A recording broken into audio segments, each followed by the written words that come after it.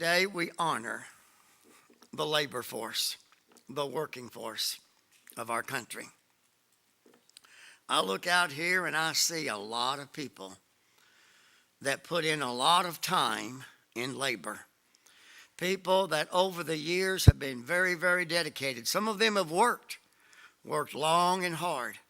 Some of them are retired now. But this is not a lazy bunch of people here. There's a lot of hard-working people right here in this church. And it's people like you that we honor.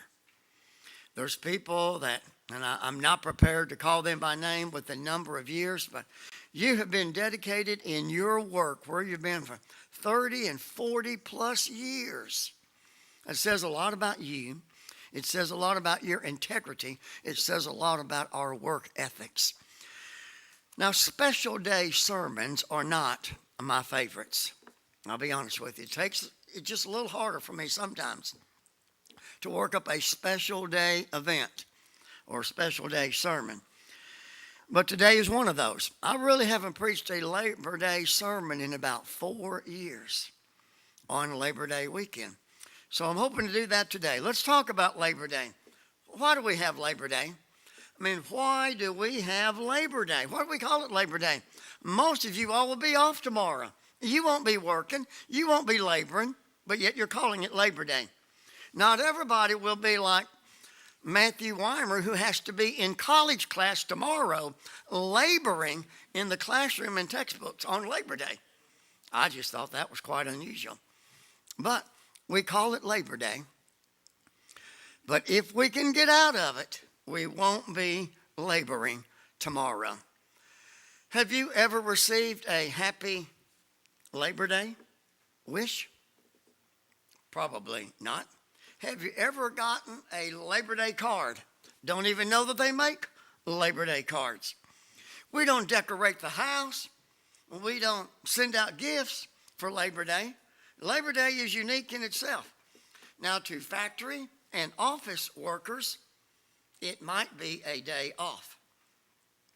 For the policeman who has to deal with extra traffic and alcohol abuse, then tomorrow may not be a fun day for them. To farmers, it's just another day. Another day to feed the cattle and tend to the crops. To the paramedic, to the fireman, to the first responders, it might mean sitting down at the picnic table with family and friends, and all of a sudden, duty calls, and you have to leave before you've ever eaten. And to the preacher, it's an opportunity to speak on the subject of work. Work. Work really is very important. When I look at it, I've scanned the Bible this week on all the references to work and labor. There's hundreds of them. It's very important. Work is a very important part of God's will for his people. God has always honored work. I'm going to get into Genesis here real quickly. Genesis, the 2nd chapter, the 2nd verse. And on the 7th day, God ended his work,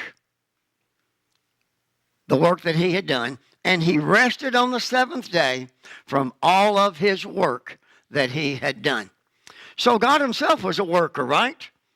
Obviously, work was important to him. He created us in his image and gave us work to do.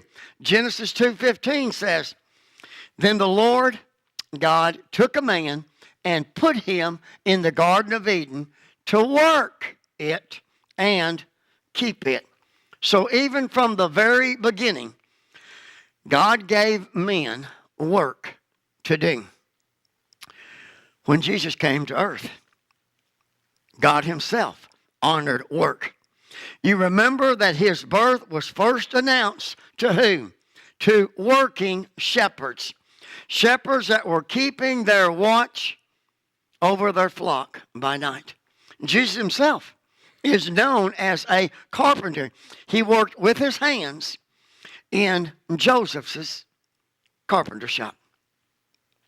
Jesus chose working men as his disciples.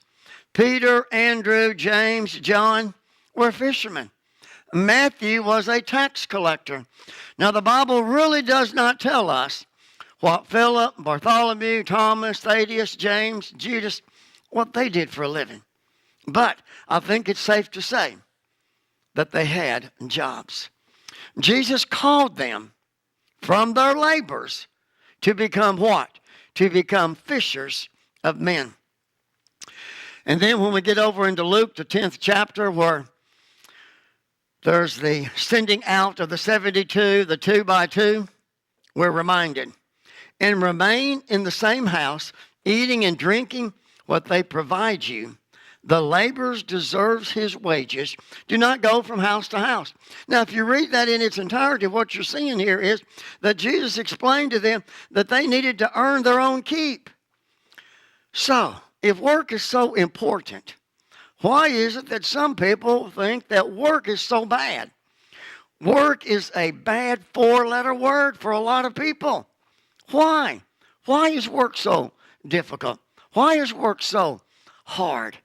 Why is work something that we don't want to do? Let me give you the answer, at least in part.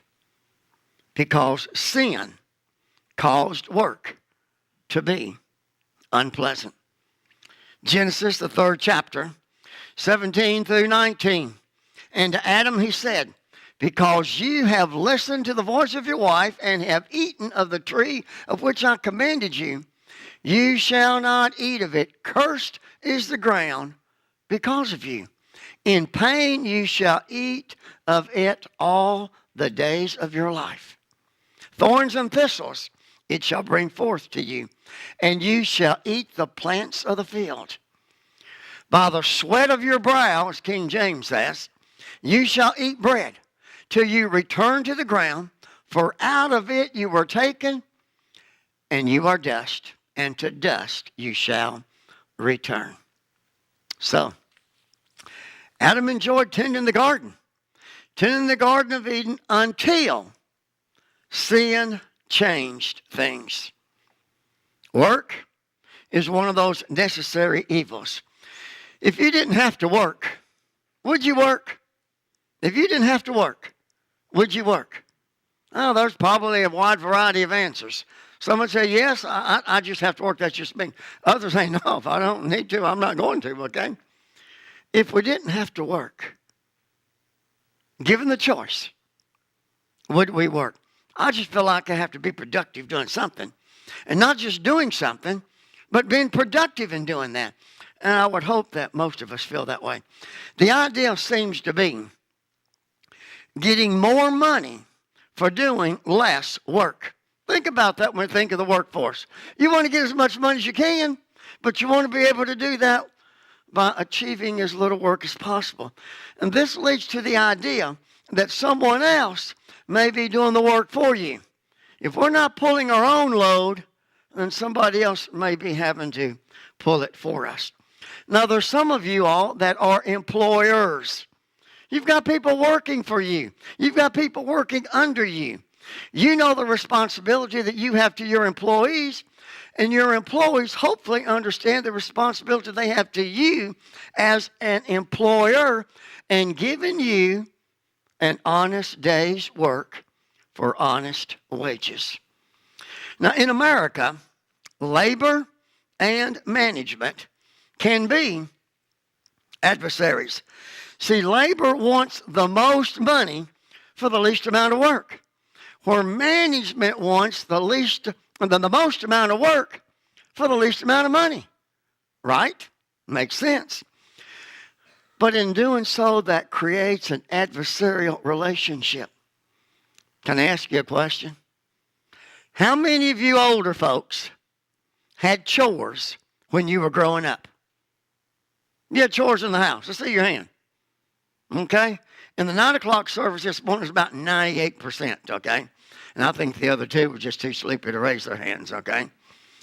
Okay, how many of you younger folks today have chores that you have at the house? Okay? I see some hands. I'm glad to see that, to be honest with you. I was in a conversation with another preacher here just a few days ago, and he made a comment that I thought, there's some truth to this here. So many younger people don't want to work around the house. So many don't want to do their chores, but yet they want money. Is it possible that we are giving and giving and giving to our children, and we're raising a generation of people that don't want to work? They expect it to be handed out to them. You know, I grew up poor. And if I ever write a story, I'm going to tell, if I ever write a book, I'm going to tell this story, okay? I got tired of being poor. I got tired of not having my ice cream. I started to work. I didn't really like working on a dairy farm because I never could get those cows to get milked once a day. I had to work. But as I look back at work today, I love work. I love getting up in the mornings and going to work. If I get a chance to sleep in, I like that too every once in a while. But I like work, and that's the point that I want to make today, and I'll get to that in a few minutes. My second point is the American work system is not necessarily the Christian way.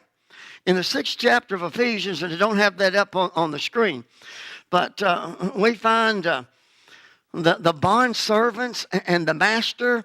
And the bond servants are to obey the master, and they are to work with a sincere heart. Now, a challenge before us today is this. When you do what you do, can you step back at the end of the day and say, I gave my employer, I gave my Lord the best I had to offer today. I went in there with the right attitude. I rolled up my sleeves. I gave it everything I got.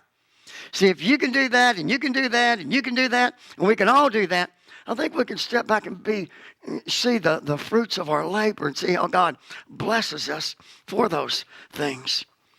See, I believe that as Christians, we cannot separate our business life from our spiritual life, or our spiritual life from our business life. We have the right to act the way we do on Sunday the rest of the week. And we can't be someone out there in the workforce Monday through Saturday and then come to church on Sunday and acting like we're great employers or great employees. See, the Christian does not live for self alone. It's a matter of us being productive and reaching out and ministering to our families and having the opportunity of helping others in need when the need arises. Ephesians 4:28 says, let the thief no longer steal, but rather let him labor, doing honest work with his own hands so that he may have something to share with those in need. Now, the whole point of what I've been trying to say today is whatever we do, we need to give it our best. We need to give it our all. We need to do it unto the Lord. Colossians, the 3rd chapter, tells us, whatever you do, work heartily as for the Lord and not for men, knowing that from the Lord you will receive the inheritance as your reward. So there are rewards for doing a job, for doing it right, for doing it in an honorable way. See, we need to carry our own Christian principles out there into the workforce. And our work performance really can become a ministry and a witness out there. It gives work a special meaning.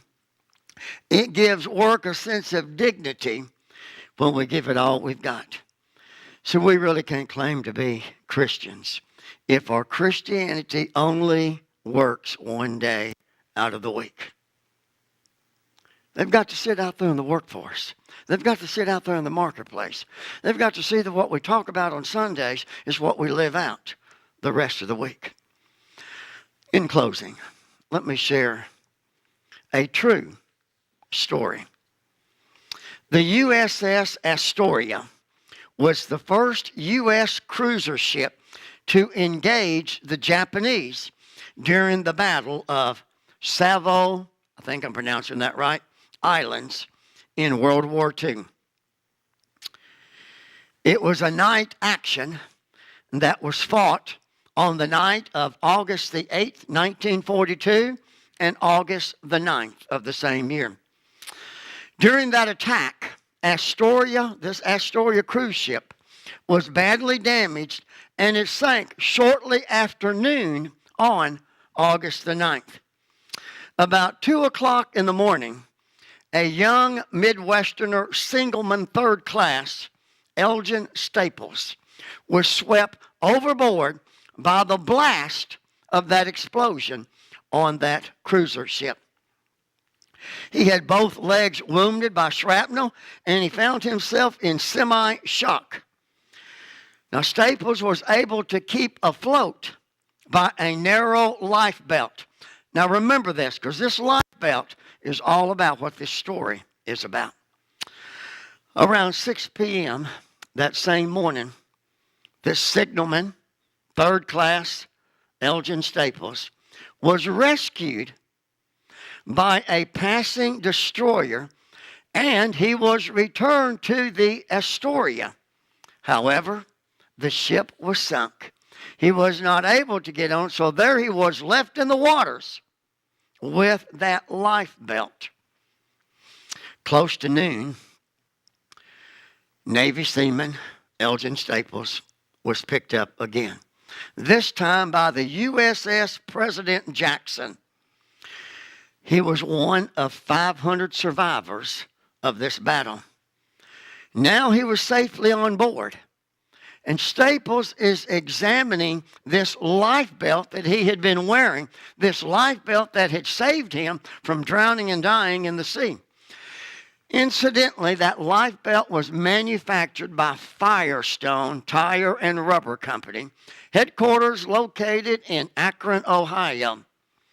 Every product that they produced had a registration number and a code number. Because of what happened to Seaman Staples, he was given a leave of absence to go home on a temporary time frame. He was telling his story to his mother, who incidentally worked at Firestone Tire and Rubber. He asked her about this registration number on this belt. He had it wrapped around him there for almost a full day. And seeing that number, he knew that number. He remembered that number. And she told him that Firestone insisted on a personal responsibility, particularly in all the war efforts, and that every product had a unique number, and it was assigned to a particular worker. If you manufactured that product, if you inspected it, you were responsible for it, and they could trace that back by that registration number and code. Staples remembered that number and was able to quote that number, registration number, to his mother. And to her surprise, she says, "That's me. That's my number. I inspected that life belt." Now let's just think about that. Do you think that Mrs. Staples was proud that she was able to inspect an item that would ultimately save her son's life? Suppose it was poor quality. Suppose it was poor workmanship. The outcome may not have been the same. Labor Day weekend. Are you thankful for your job? Are you? I know some people that are not. I know some people that get up in the morning hating to go to work. I thank God. I love what I do. Sometimes it can be very difficult. It can be very trying. It can be very emotional sometimes. But I never wake up in the morning dreading what I'm going to be doing. I thank God for that. I thank God for the health that I have. And I continue to give God the praise and the glory for that.